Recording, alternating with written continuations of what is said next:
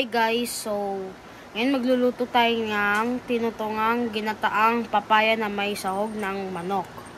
So ito guys, tinututong natin yung nyog para makapagluto na tayo. Yan guys, binabalitan ni mama yung papaya. Yan o.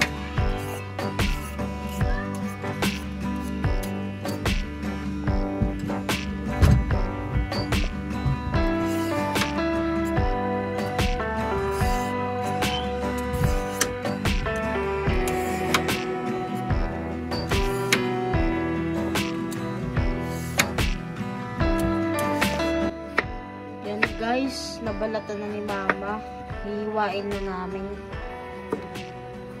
para makaluto na din kami. Favorite ko to guys, yung papaya pag luto.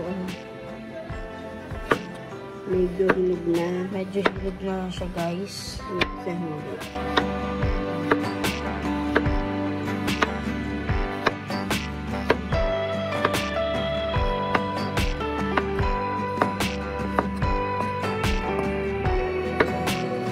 Guys, pinipiga na yung ano yun?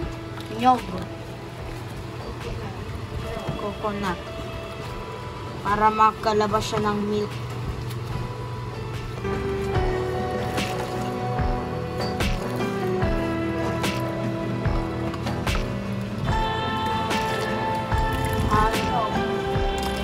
Coconut milk.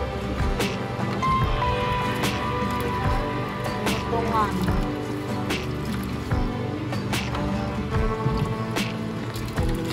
Guys, tapos na natin tutungin yung nyog. Ngayon, magpapaksiw tayo ng ipapaksiw natin yung chicken. Ang nilagay natin dyan ay sibuyas, bawang, pamintang crack, vinegar, and salt. So, ngayon bubuksan natin. Lalagay na natin ang... Yan guys, ito na yung chicken. Lalagay na natin ang ano, tanglad. At ang papaya. Tatakpan natin.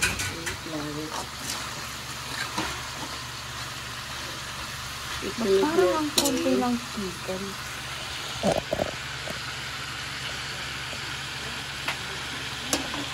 Lagay natin ang pangalawang gata. Pangalawang gata.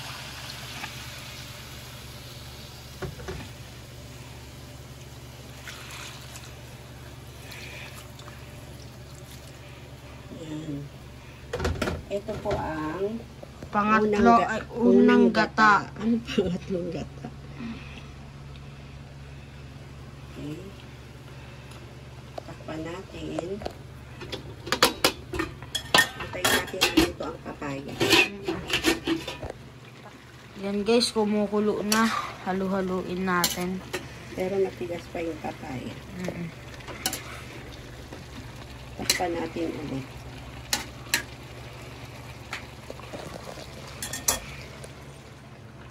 Yan guys, nalagay na yung pangalawang ay gata. Bata. Ang bango. Bango. Pwede na tikman. Hindi pa. Kasi kakalagay lang ng pangalawang gata. Eh, gusto ni Lolo kasi masabaw. Kung ako lang, mas gusto ko walang sabaw. Oo, eh gusto niya masabaw eh. Yeah. Alam mo naman si Lolo, sa lahat ng gulay na gata, gusto niya masabaw. Guys, yan guys, luto na yung gata. Tikman na natin.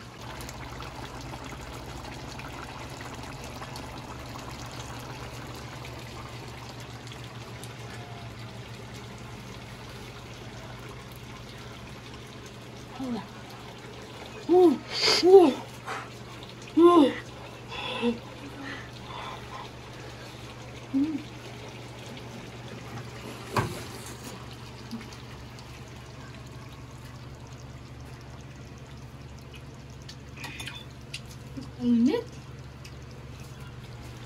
Yan guys, okay na. Tama na sa anghang. Masarap. At pwedeng pwede sa inyo to. At healthy pa siya.